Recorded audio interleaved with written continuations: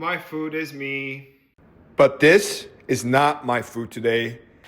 This was my food 2 cooks ago.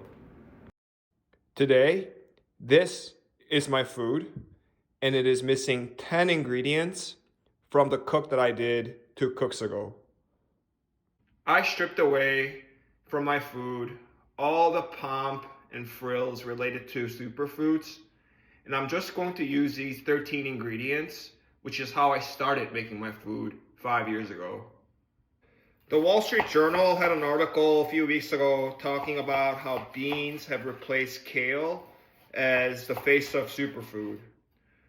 But to me, all the talk of organic superfoods are just more nitpicking. So today, I'm going to take my own advice and just use the 13 ingredients that I originally used to cook my food 5 years ago. Because you know what?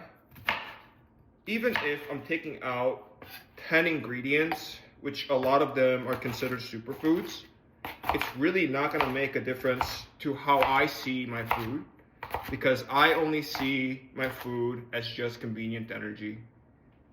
And if you guys don't know me by now, I don't care about the taste of my food or the healthy aspects of my food. And since I talked about why being healthy is kind of an abstract concept in my last video, I want to talk today about taste, which obviously can't be talked about without mentioning seasonings. And I'm not gonna add any seasoning to my veggies because too many decisions. So that was my cousin Nicole, who is a brilliant person, just poking fun at me, right, for my videos. And I think she summarized why I don't use seasonings in 3 words. It's too many decisions. And I thought I did a pretty good job of going through my thought process of why I don't use seasonings in my last video. But I have severely underestimated your guys' love for seasonings. And I really had no idea that seasonings were such an entrenched and pervasive aspect of people's lives when they eat. And today, I want to do something different and use a board to visualize the difference of how you guys might see food and how I see food. So this is you guys. You guys think that, in the world of food, that seasoning is an integral part of consuming food. For me, things look a lot different. First, we have this underlying assumption that the taste really doesn't matter. And then I have food in the first tier, and things like seasonings, spices, and sauces in the second tier. The difference between the two is that one is essential, the other one is non-essential. So if my goal is to not worry about the essentials, why would I ever spend a second of my time worrying about the non-essentials? So the only way to really alter the way I eat my food, if there was ever a food pill, which would effectively, replace how I eat, and, I would just ditch all this stuff and just take the food pill every day. And again, I don't want to come across like I'm trying to discourage people from eating seasoning. Like, it's totally okay. But, just kind of having you guys see my food and how I have explained things so far, I just don't understand why you guys are so gung-ho about this seasoning thing with my food. I just don't get it. When you guys were kids and had like cereal every morning, you guys didn't eat that cereal thinking, wow, this cereal tastes amazing. You just sort of ate it because it was breakfast and that was something that you could just eat.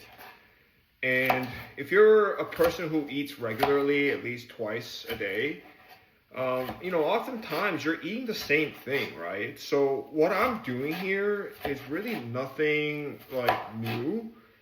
The only difference is that, I do it, in a more extreme way.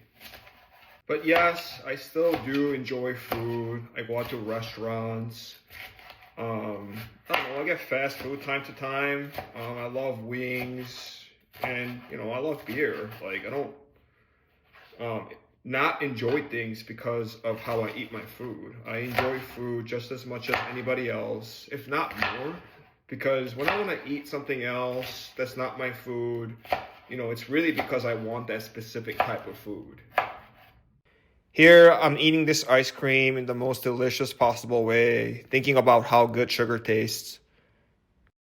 So when it comes down to taste, that is really not what my food is designed for. But, eating good foods, eating foods that taste good is just as important to me as it is to everybody else in this world.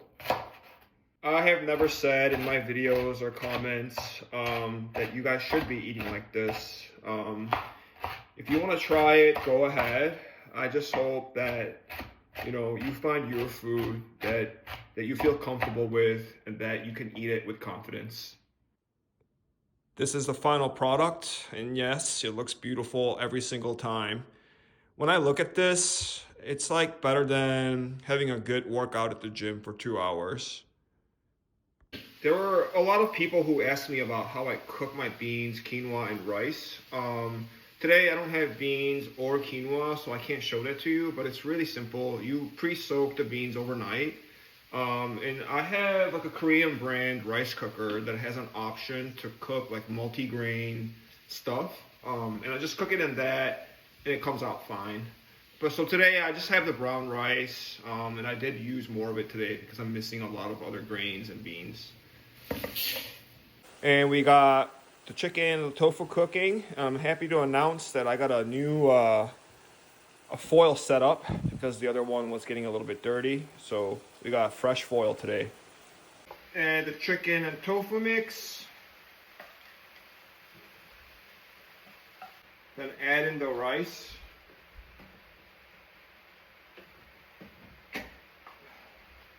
And by the way, my name is William. And as you can see, my food looks just as healthy, even though it's missing 10 ingredients, which most of them are superfoods. But it's okay. It's just my food, and I use it for convenient energy. My food is me, and this right here is my food.